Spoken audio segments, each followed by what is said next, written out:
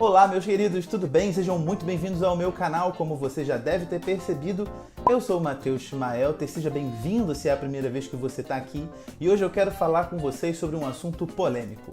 Afinal de contas, Kierkegaard é o pai do existencialismo? Vem comigo que eu vou falar para vocês. Você já deve ter percebido que em muitos manuais esse título de pai do existencialismo é atribuído a Kierkegaard. Não só em um, ou dois, ou três. E aqui eu já deixo uma dica. Na dúvida, não confie nos manuais. Dificilmente você vai encontrar um manual de história da filosofia em que Kierkegaard é bem tratado. Poucos autores realmente se debruçam sobre esse autor, por várias dificuldades que eu vou fazer um outro vídeo aqui para a gente falar sobre isso. Por que é problemático atribuir a Kierkegaard a alcunha de pai do existencialismo? Bom, em primeiro lugar, porque os chamados existencialistas não têm uma referência só. Isso quer dizer que a gente pode falar de pais do existencialismo, né? Tem muito de Kierkegaard, mas tem muito de Nietzsche, tem muito de Dostoiévski, tem muito de Tolstói, tem muito de Kafka. Então, é uma miscelânea de autores que serve de referência para esses pensadores chamados existencialistas. De modo que talvez Kierkegaard possa ser, no máximo, um pai de um filho bastardo. O existencialismo seria um filho bastardo de Kierkegaard, até porque Kierkegaard não se reconheceria como o pai de um sistema filosófico, uma ideia, inclusive, que ele mesmo já criticou muito. E também porque Kierkegaard não funda um sistema. O próprio Kierkegaard fala que não quer inventar nada novo, mas quer, assim como um arqueólogo, exumar as ossadas do cristianismo do Novo Testamento. Quando se fala de cristianismo, que é, de acordo com o próprio Kierkegaard, se a gente tomar como comunicação direta o seu texto, ponto de vista explicativo da minha obra como escritor. Então, colocar Kierkegaard como fundador de alguma coisa é estranho à própria atividade, o próprio pensamento do Kierkegaard. Um outro problema também que o existencialismo nos traz é porque ele não é um movimento uniforme. E mais curiosamente ainda, quase todos aqueles que foram chamados de existencialistas negaram o título, com exceção do Sartre, que tomou para si o título de existencialista. Inclusive tem um pequeno texto bastante famoso, que é o Existencialismo e o Humanismo, né? Mas que depois de pouco tempo ele também negou esse título. O existencialismo ele não tem pessoas que o subscrevam e, além do mais, ele não tem uma linha de pensamento coesa. São ideias distintas, pensamentos distintos de pensadores ateus, de pensadores cristãos, que estão fazendo uma filosofia da existência, uma filosofia focada na existência e não no ideal, mas que, no entanto, não consideram isso um sistema e nem acham que podem ser alocados dentro de um pretenso sistema. Mas o mais importante que eu acho que tem que destacar é a não conformidade, a dessemelhança entre o pensamento chamado existencialista e o próprio pensamento de Kierkegaard. Então eu vou listar alguns pontos do existencialismo aqui para vocês, depois alguns pontos de Kierkegaard, para vocês mesmos perceberem a dificuldade que é atrelar o pensamento existencialista ao pensamento de Kierkegaard e, portanto, chamá-lo de pai do existencialismo. Em primeiro lugar, o existencialismo encara a vida como um vazio, como uma ausência de sentido, e uma total ausência de sentido que gera em nós, à luz do pensamento de Kierkegaard, um desespero, e que provoca a necessidade de uma autocriação, de uma autoafirmação diante desse vazio, dessa falta de sentido. Então, diante da falta de sentido, o existencialismo ele coloca o indivíduo como totalmente autônomo na sua criação de si mesmo.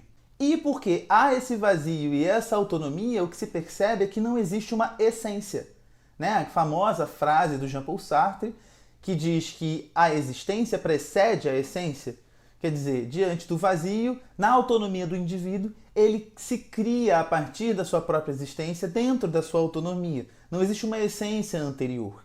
Então, numa possível dialética, num possível diálogo ou uma relação entre essência e existência, o pensamento do Sartre, talvez o mais famoso ou maior existencialista, é que a existência pesa mais, a existência é mais importante que a essência. E como é que, diante disso, a gente vê a filosofia de Kierkegaard? Como é que a gente pode colocar elas de frente para a outra, como que num espelho? Só que um espelho que não reflete, mas que mostra as diferenças. Bom, em primeiro lugar, se o existencialismo afirma que existe um vazio, o Kierkegaard nunca abandona a ideia de Deus. Existe Deus, ele é o absolutamente outro, radicalmente diferente do ser humano, e ele cria o ser humano. O ser humano ele é uma criatura, ele não existe autonomamente no mundo. Existe na filosofia de Kierkegaard, do início ao fim, um elemento religioso muito forte. E nesse contexto, o que existe é o si mesmo do ser humano, que é dado na criação, que tem alguns elementos que não competem ao ser humano colocar, porque eles são postos na criação. Se você não sabe bem o que é o si mesmo, quer saber um pouco mais, tem meu primeiro glossário Kierkegaard aqui no canal, onde eu falei sobre o si mesmo e sobre a sua característica dialética. Quer dizer, o si mesmo, quando ele é posto, ele tem algumas características. E a principal é ser uma relação entre elementos opostos, que se relaciona consigo mesmo enquanto essa relação. Né? Então existe algo que é dado, por assim dizer, não é bem isso, mas por assim dizer, uma essência, e existe um indivíduo existente que se relaciona com isso e se apropria disso que eu estou aqui chamando de maneira bastante errada, inclusive, de essência, né? E constrói-se a si mesmo a partir disso que está dado. O que a gente percebe é que existe então o que em filosofia a gente chama, e que eu já falei antes, de dialética. Né? Uma dialética entre algo que está dado e algo que deve se construir. O indivíduo humano, então, ele não é autônomo para criar a si mesmo, mas ele deve tornar-se o si mesmo que é o seu. Então, apropriando-se do si mesmo que é dado a ele na criação, ele torna-se si mesmo dentro das possibilidades e necessidades da condição existencial na qual ele é posto. E essa é a marca da dialética na existência humana. Não só isso, o pensamento de Kierkegaard é todo um pensamento dialético. Kierkegaard não pesa a mão para essência em detrimento da existência ou para a existência em detrimento da essência, para as possibilidades em detrimento da necessidade e vice-versa. O Kierkegaard busca sempre um pensamento que encontra o equilíbrio entre essas diferenças. Tanto que, apesar de a gente chamar de síntese a composição entre possibilidade, necessidade, temporal e eterno que forma o ser humano, ela é uma síntese que não se completa. Quer dizer, os elementos não se misturam numa coisa só. Cada um permanece sendo o que é, de modo que o que existe é uma relação equilibrada, como deve ser, entre um elemento e outro. E assim se dá a existência para Kierkegaard. Então, se Kierkegaard focou mais na questão existencial do que na questão do dado, da essência, por assim dizer, é porque no seu tempo a filosofia era uma filosofia idealista, era uma filosofia que focava em elementos superiores superiores ao ser humano, que não diziam respeito à própria experiência da existência. Então, por isso ele foca na existência como que um peso que deve ser dado quando falta falar disso, para que se encontre novamente o equilíbrio entre isso que está dado.